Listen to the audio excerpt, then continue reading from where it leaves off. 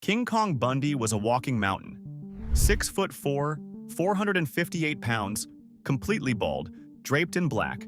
The man they billed as the walking condominium. He main evented WrestleMania 2 against Hulk Hogan inside a steel cage in front of the entire world. He was one of the most recognizable monsters of the 1980s wrestling boom. And for a brief moment in the spring of 1986, he was something far more dangerous to Vince McMahon than any opponent ever could be. He was the one man whose refusal to step into the ring could have brought the whole machine to a halt. But this is not really a story about a steel cage match. This is a story about a man who saw something about Vince McMahon that almost nobody in the wrestling business was willing to say out loud. A man who understood, years before the rest of the world caught up, exactly what Vince McMahon thought of the people who made him rich. Bundy figured it out the hard way. He paid for figuring it out. In this video, we're going to look at everything King Kong Bundy understood about Vince McMahon. The way wrestlers were treated as property while being called independent contractors. The way a union was strangled in its crib before it could ever draw breath. The way loyalty flowed in exactly one direction. The way men gave their bodies and their brains to the business and got almost nothing back. Because here's the uncomfortable truth. King Kong Bundy died in March of 2019. He never got to watch the empire shake. He never got the vindication. He just got to be right, alone, in the way that the people who tell the truth too early always end up being right, alone. So before we get into any of that, you need to understand who Christopher Pallies actually was. Because the gap between the cartoon monster the fans saw and the sharp, clear-eyed man underneath it is the whole point. Christopher Allen Pallies was born on November 7, 1957 in southern New Jersey, and he grew up around Atlantic City. He wasn't some wild brawler discovered in a bar.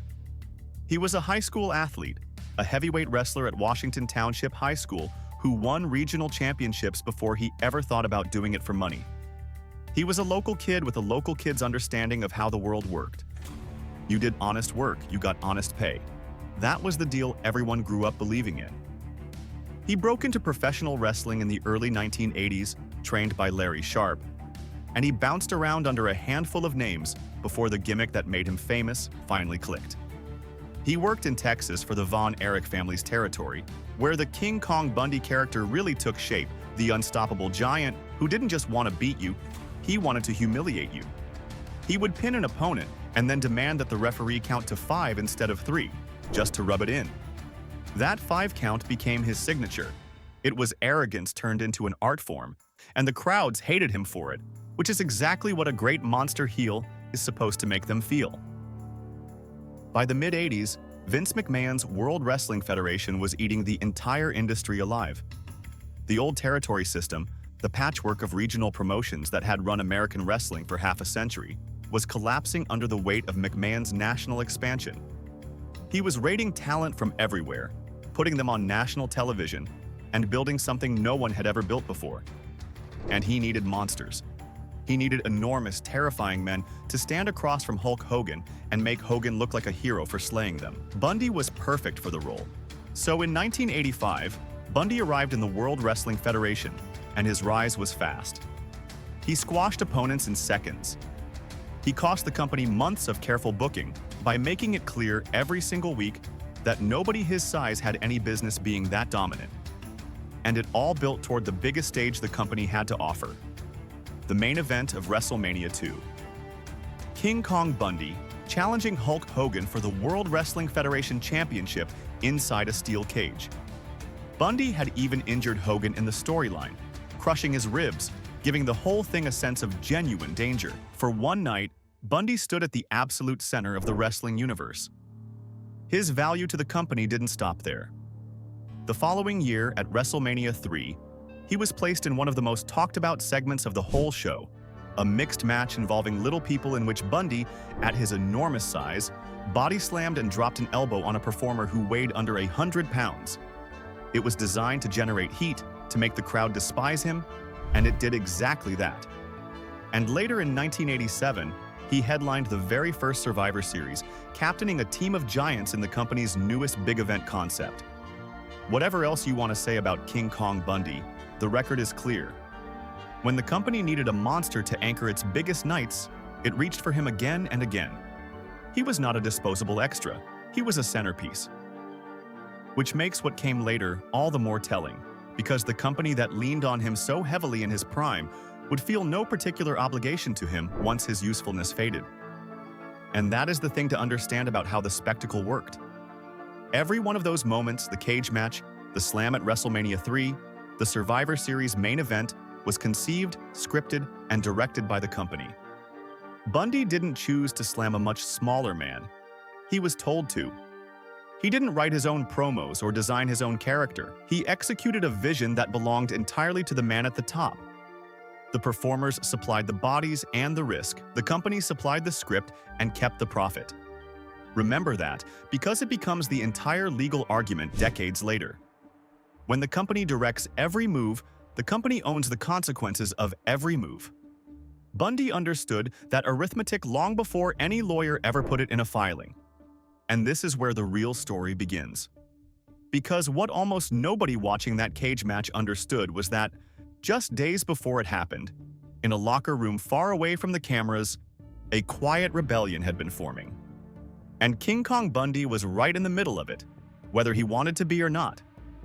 To understand it, you have to understand the single most important thing King Kong Bundy figured out about Vince McMahon. It's the thing everything else flows from. And it's this. Vince McMahon treated the wrestlers as his property while calling them independent contractors. Those two things cannot both be true. They are a contradiction, and that contradiction was the foundation of the entire business. Let's break down what that actually meant, because it matters. When you are an independent contractor, the whole legal idea is that you are your own boss. You decide when you work. You decide who you work for. You can take other jobs. You set your own schedule. In exchange for all that freedom, you get no health insurance from the company, no pension, no guaranteed pay, none of the protections that a normal employee gets. That's the trade. Freedom for security. But Vince McMahon wanted it both ways, and he got it both ways. The wrestlers got none of the security. No company health insurance, even though they were getting injured every single night. No pension, even though they were giving the prime years of their lives and bodies to the company. They were responsible for their own travel, their own medical bills, their own retirement, their own everything. On paper, they were independent businessmen. And yet, they had none of the freedom either. Vince controlled the schedule completely. He controlled who you wrestled, where you wrestled, when you wrestled, how you dressed, what your name was, what your personality was, what you were allowed to say. He could fine you for missing a show. And here is where Bundy's own experience cuts right to the bone. According to court filings that listed his name years later, King Kong Bundy was fined for missing a show, and he was threatened with fines for the crime of wearing shorts on an airplane on the way to that show. Think about that. A grown man, a so-called independent contractor, a man supposedly running his own business, being threatened with a financial penalty for the clothes he chose to wear on a flight he paid for himself. That is not how you treat a contractor. That is how you treat property. And Bundy was far from the only one who saw it. Jesse Ventura, who would go on to win a real election and govern an entire state, put the same idea about as bluntly as anyone ever has. Ventura once remarked that Vince McMahon was lucky he never went into the Senate, because if he had, he would have launched a full investigation into why professional wrestlers are called independent contractors when they so plainly are not. That was the open secret of the whole industry, named by a man who later sat in a governor's office. The label was a legal fiction. It existed to save the company money and to strip the talent of rights, and everybody who looked at it honestly could see straight through it. The difference is that most of them only said so after they were safely out, after a Hollywood career or a political one had given them somewhere soft to land. Bundy was saying it without a safety net. And Bundy understood this better than most because he lived the most pointed version of it. After his big run in the mid-80s, Bundy stepped away from the World Wrestling Federation in 1988. During his years away from the company, he did something that any genuine independent contractor would be completely free to do. He took outside work. He landed a commercial for a large European technology company, a deal that put his face in full-page advertisements in major American magazines and newspapers. It was a real payday, the kind of mainstream crossover money that wrestlers in that era almost never saw. By the logic of his supposed contractor status, it was nobody's business but his own. Bundy told the story for years afterward, and the way he told it is chilling in its simplicity. He said he had hoped Vince wouldn't find out about the commercial. But Vince found out, and according to Bundy, he was later told by people who would know that this was the kiss of death for his career in the company. Because Vince McMahon, in Bundy's words, was such a control freak that the very idea of one of his pieces of property being used by somebody else was unbearable to him. Not a person, a piece of property. Now, we should be fair and clear here. This is Bundy's own account of what he was told.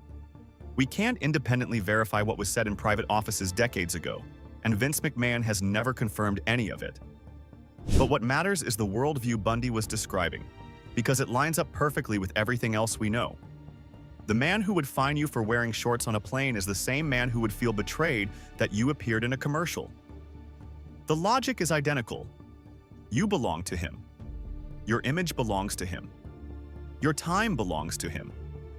And the fact that he isn't paying you like an employee doesn't change the fact that he owns you like one.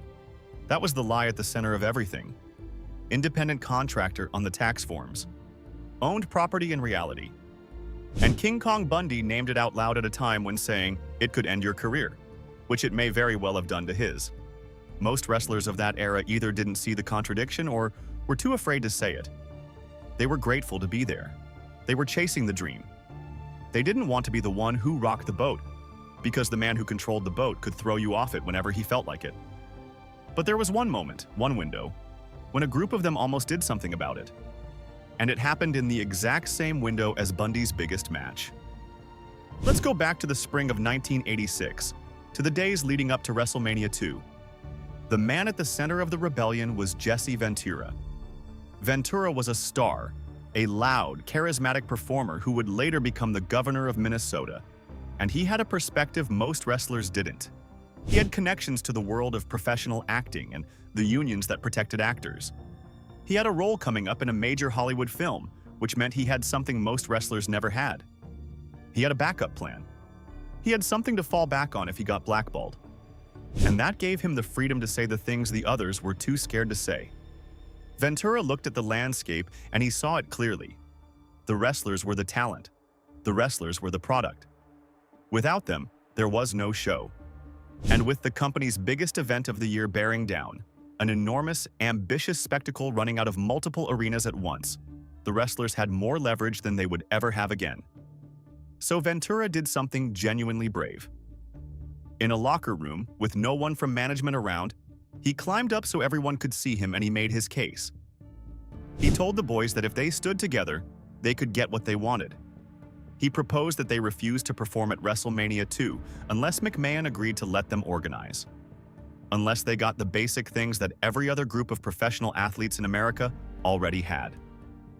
Health insurance, a pension, a union, collective bargaining, the simple dignity of not being one man's disposable property. And here is the detail that ties this entire story together. Here is why King Kong Bundy is not a side character in the history of wrestling labor, but a central one. When Ventura made his pitch, some of the wrestlers told him it could never work without Hulk Hogan, the company's biggest star. And Ventura disagreed. By his own account told years later, Ventura said they didn't need Hogan at all. He said all they needed was Bundy, because Bundy was the man Hogan was wrestling at WrestleMania 2. If Bundy refused to go into that cage, the main event simply did not exist. There was no match, there was no headline. The biggest show of the year would collapse at the top. Sit with that for a second. The entire leverage of the only serious union drive in the company's history rested, in Ventura's mind, on one man being willing to say no. And that man was King Kong Bundy. The monster. The walking condominium. The guy the fans saw as nothing but a slab of villainous muscle. In the actual power structure of the business, in the one moment when the wrestlers held real cards, Bundy was the card. Ventura's plan was that they would get Bundy to refuse, then reach out to the wrestlers in the rival promotion down in the Carolinas and get them to walk out too. And with both sides frozen, McMahon would have no choice but to come to the table. It was a good plan. It might have worked. And it died almost instantly, because word got back to Vince McMahon. For years, the identity of the person who tipped him off was a mystery, a locker room ghost story about a stooge who ran to the boss to curry favor. Ventura suspected various people but had no proof. The truth didn't come out for a long time, and when it did, it came from Vince McMahon's own mouth, under oath. Years later, when Ventura was suing the company over royalties, his lawyer asked McMahon directly whether anyone had ever tried to start a wrestlers' union. McMahon remembered Ventura's attempt. And when the lawyer asked how McMahon had known about it, McMahon answered, plainly, that Hulk Hogan had told him. Ventura described hearing that as feeling like a punch in the face. The man he had thought was his friend, the biggest star in the company, the supposed hero, had gone straight to the boss and informed on the entire effort. And decades after that, in a documentary about McMahon's life, Hogan admitted it himself. He said that right before WrestleMania 2, Jesse was trying to start a union and undermine Vince, and that he, Hogan, was on Vince McMahon's team all the way. So he went straight to Vince and warned him that the wrestlers might walk out. That was it. That was the end of the rebellion. McMahon got on the phone and called his performers one by one and made it very clear what would happen to them if they pushed the union idea any further. Ventura himself got a call in which McMahon essentially threatened to fire him if he ever brought it up again. The fear did the rest. The wrestlers, who had every reason in the world to stand together, scattered. And WrestleMania 2 went on exactly as planned. Bundy stepped into the cage. Hogan won. The show made its money. And the one real chance the wrestlers ever had to claim a piece of dignity and security evaporated, betrayed from within, crushed from above. The lesson of that moment is the lesson of Bundy's entire understanding of Vince McMahon. The power was never going to be shared. It was never even going to be negotiated. At the first sign that the talent might organize, the response was not a conversation. It was a threat. And the people who should have stood together instead protected the man at the top, because the man at the top had made certain that fear was always stronger than solidarity. What did the wrestlers lose when that union died? They lost everything that came after. Think about what those men did not have, because no union ever protected them. They had no employer-provided health insurance in a job where you get hurt for a living.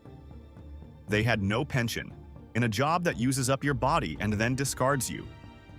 They had no guaranteed contracts, no minimum pay, no protection from being fined or fired on a whim. They had no workers' compensation because workers' compensation is for workers, and on paper these men were not workers. They were independent contractors. And so when the injuries piled up, when the bodies broke down, when the careers ended, the company that had made fortunes off them owed them, in the strict legal sense, nothing at all. That is what Bundy understood. That is what Ventura tried to fix. And that is what the rest of the locker room let slip away in the spring of 1986. And because the union died, every grievance that came afterward had to be fought alone, one isolated man at a time, which is exactly how the man at the top preferred it. The legendary Bruno Sammartino, the company's biggest star for much of the 1960s and 70s, ended up in a legal dispute over money he said he was owed, a fight he had to wage by himself. A wrestler who performed under the name Nails had a financial dispute with McMahon in 1992, and, by his own account years later, went into the boss's office to demand the money he believed he had earned, a confrontation that turned physical and ended with his immediate release. These were not coordinated actions. They were scattered, individual explosions of frustration from men who had no collective power to fall back on, and every one of them ended the same way, with the individual gone and the company unchanged. That is the genius and the cruelty of breaking a union before it forms. You don't just defeat one fight, you guarantee that every future fight will be fought by a lone person against an institution, and a lone person almost always loses. Bundy had seen the one moment when it could have been different, and he had watched it die. Bundy left the company in 1988, did his outside work, lived his life, and watched from a distance as the World Wrestling Federation grew into a colossus. And then, in 1994, he came back. And his second run with the company is, in its own way, an even sharper illustration of everything he understood. Because the second time around, he didn't have leverage. He didn't have a championship match.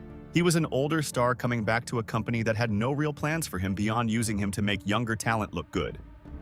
And he found out exactly how it felt to be on the bottom of the very structure he had once briefly threatened to topple. By Bundy's own telling, the return was a disappointment from the start. He felt that McMahon had misled him about the creative direction, about what his role was actually going to be.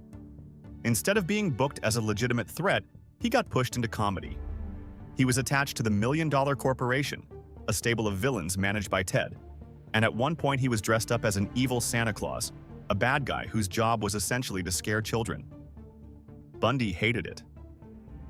Years later, when he learned that the Santa idea may have come from Vince McMahon himself, he didn't hide his contempt for the concept, calling it one of the worst ideas he had ever been part of, even while acknowledging McMahon's talents as a promoter. And the money. The money was the part that really told the story. Bundy said the pay on his return was a massive cut from what he had made in his prime. He had headlined WrestleMania, he had been one of the faces of the company's biggest era, and now he was back working as a lower card body for younger men to beat, for a fraction of what he was once worth. He faced The Undertaker at WrestleMania the following year, in a match that meant far more for The Undertaker's trajectory than for his own. And not long after that, he was gone for good. There is a line Bundy delivered years later, looking back on the whole arc of his relationship with the company, that captures the bitterness perfectly. He talked about how the outside commercial had been the kiss of death, about how the control freak at the top couldn't stand the idea of his property being used by someone else, and at the end of it, he simply said, "To hell with Vince McMahon." It wasn't a tantrum. It was the verdict of a man who had finally seen the whole machine clearly from the top of it and from the bottom of it, and had concluded that the deal was rigged the entire time. Now, you could listen to all of this and say, well, that's just a bitter old wrestler complaining about his career. Plenty of guys leave the business unhappy. And if that were the whole story, maybe you'd be right to wave it away. But it isn't the whole story, because Bundy didn't just complain in interviews. Near the end of his life, he put his name on something. He put his name on a fight. In 2016, King Kong Bundy joined a lawsuit against the company. It was not a lawsuit about hurt feelings or a bad gimmick. It was a lawsuit about brains, about the long-term neurological damage that decades of head trauma had done to the men who had given their bodies to professional wrestling. Bundy was one of dozens of former wrestlers, most of them stars from the 1980s and 90s, who alleged that the company had failed to protect them from repeated head injuries and had concealed the true nature and extent of the damage those injuries could cause. And at the heart of that lawsuit was the very same contradiction Bundy had spent his whole career pointing at: the contradiction between contractor and property. The wrestlers argued something that, when you hear it, is almost impossible to argue against. They pointed out that unlike football or hockey, where the players at least choose how they hit each other, professional wrestling matches are scripted and choreographed by the company itself. The company decides the moves. The company decides how the bodies collide. The company directs the violence. And if the company is directing the violence, the wrestlers argued, then the company is directly responsible for the damage that violence does. You cannot script a man's injuries and then hide behind the claim that he was just an independent contractor doing his own thing. It was the same point. It was always the same point. You control everything we do. You direct every move we make.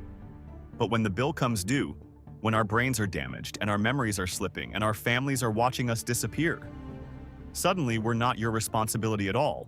We're independent businessmen who took our own risks.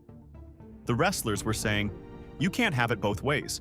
You were never willing to let us have it both ways, so you don't get to either. The list of names attached to that fight reads like a graveyard of the era. Men who had been diagnosed with the degenerative brain disease known as CTE after their deaths. Men living with dementia. Men whose families watched them fade. And among them was Christopher Pally's King Kong Bundy, lending his name and his story to one last attempt to force the business to admit what it owed the people who built it. And here is how it ended. A federal judge dismissed the lawsuit. The judge ruled that there was no evidence the company had known, while these men were actually wrestling, that the head blows they took during matches caused CTE. The case was thrown out. The wrestlers appealed, and the appeal was dismissed too, in large part because the courts decided the claims had been filed too late, after the legal window had already closed. The wrestlers tried to take it all the way to the highest court in the land, and that court declined to even hear it. The company's lawyers said they had been completely vindicated. The lawyer for the wrestlers said his clients had been denied even a day in court, that they had no rights, no right to sue, no right to help with their injuries, no rights as misclassified employees, no right to a jury, and in the end, no right even to appeal.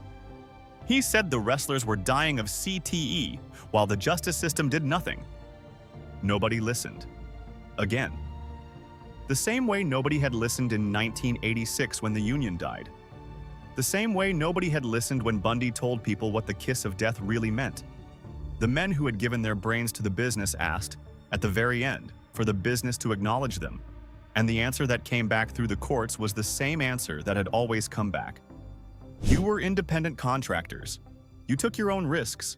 You are not our responsibility. Case dismissed. King Kong Bundy did not live to see the appeals fail. He died on March 4, 2019, in Glassboro, New Jersey, at the age of 61. The cause was not publicly disclosed at the time. He had stayed close to the business in his own way, doing stand-up comedy, taking the occasional acting role, appearing at conventions where fans lined up to meet the walking condominium one more time. He was reportedly scheduled to appear at a wrestling convention just weeks after he passed. The wrestling world mourned him as a legend, the monster who had headlined WrestleMania 2. Hulk Hogan, the same Hogan who had once carried the Union's death sentence to Vince McMahon, posted that he was overwhelmed by Bundy's passing and remembered only great memories. The company released a statement saying it was saddened. The tributes were warm and they were genuine, and they completely missed the point of the man, the way tributes so often do, because Bundy was not just a body in a cage. He was one of the few people in that whole world who had looked clearly at the man who ran it and described, accurately, what he saw. A control freak who treated human beings as inventory. A boss who demanded total control while accepting zero responsibility. A system designed so that all the risk flowed down to the talent and all the reward flowed up to the owner. Bundy saw it in 1986. He saw it on his bitter return in the 90s. He saw it clearly enough at the end of his life to put his name on a lawsuit about it. And he died with the verdict still pending, with the world still not listening. And then, after he was gone, the world finally started to. Because here is the part Bundy never got to see. In the years after his death, the careful image Vince McMahon had spent a lifetime building began to come apart. It started in 2022, when McMahon stepped down as the company's chief executive amid an internal investigation into allegations that he had paid millions of dollars to multiple women, in secret, in exchange for their silence about his conduct. His own daughter was named interim chief executive while the investigation widened. For a man who had controlled every detail of his empire for decades, who had fined wrestlers for wearing shorts, who had crushed a union with a few phone calls, the loss of control was stunning to watch. And then, in January of 2024, it got far worse. A former employee named Janelle Grant filed a lawsuit in federal court accusing McMahon of sexual assault and sex trafficking. The allegations were graphic and disturbing. Grant alleged that McMahon had lured her to the company with promises of a career, then coerced her into a sexual relationship, shared explicit images of her with other men, and trafficked her to others, including a former top executive, partly as a tool to help secure deals with wrestlers the company was trying to recruit. The lawsuit also sought to void a non-disclosure agreement under which, Grant said, McMahon had agreed to pay her millions for her silence and then stopped paying. McMahon denied the allegations completely. He called the lawsuit a collection of lies and fabricated instances and a vindictive distortion of the truth, and he said he intended to defend himself vigorously and clear his name. It's important to be precise here. These are allegations. McMahon has denied them, and he has not been criminally convicted in connection with the claims in that lawsuit. But the response to the lawsuit told its own story. Within a day of it being filed, McMahon resigned from all of his roles at the company and its corporate parent. The man who had built the entire thing, who had controlled it down to the smallest detail for 40 years, walked away. A major sponsor briefly pulled out of one of the company's biggest events. Federal authorities had already been investigating the pattern of payments to women.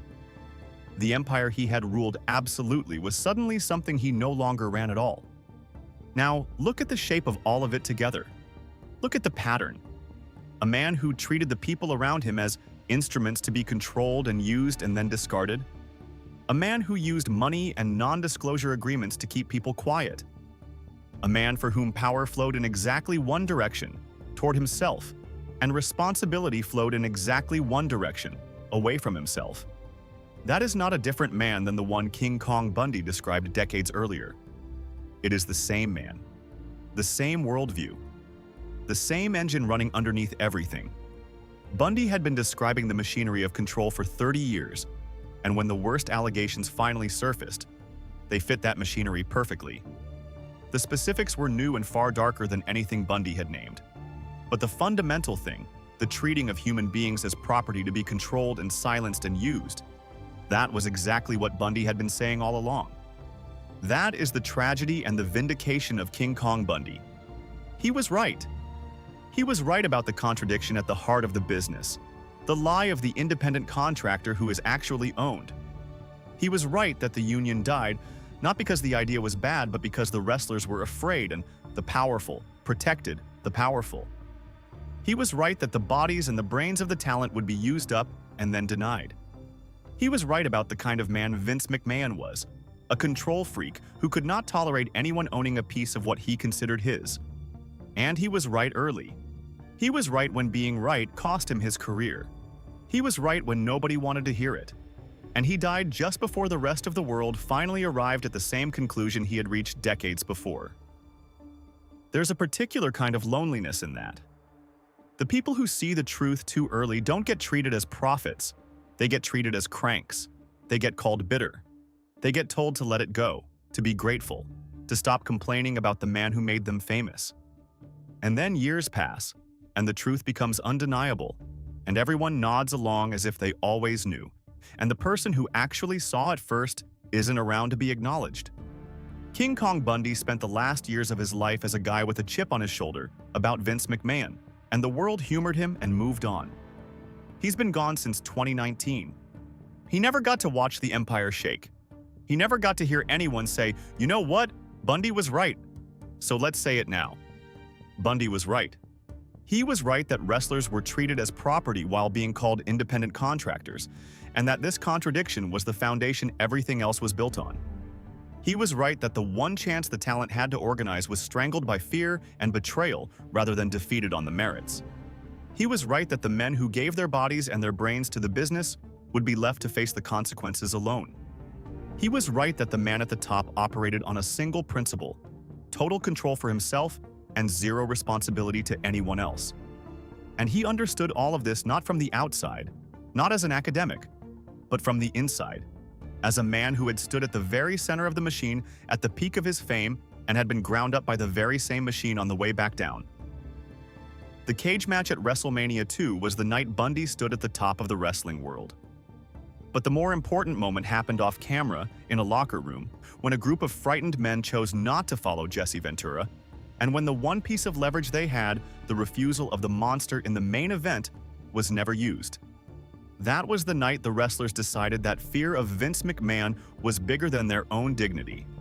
And every grim chapter that followed, the broken bodies with no insurance, the damaged brains with no recourse, the dismissed lawsuits, all of it grew from that single decision to let the moment pass. King Kong Bundy saw the whole arc of it. He lived it from the inside. And he told the truth about it when telling the truth had a cost.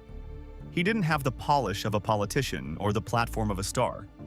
He was a giant in black tights who demanded a 5 count and got dressed up as an evil Santa Claus. And most people never imagined there was a sharp and clear-eyed man under all of that, watching, understanding, remembering. But there was, and he was right. And almost nobody listened until it was far too late for it to do him any good. That's the story of King Kong Bundy and Vince McMahon, not the cage match. The thing the cage match was hiding. A man who saw exactly what kind of empire he was part of, who tried in his own blunt way to warn the people around him, and who died just before the rest of the world finally caught up to what he had been saying for 30 years. Tell us in the comments who you think saw the truth before everyone else and who you want us to cover next. Like and subscribe for more hard-hitting wrestling documentaries. We'll see you in the next one.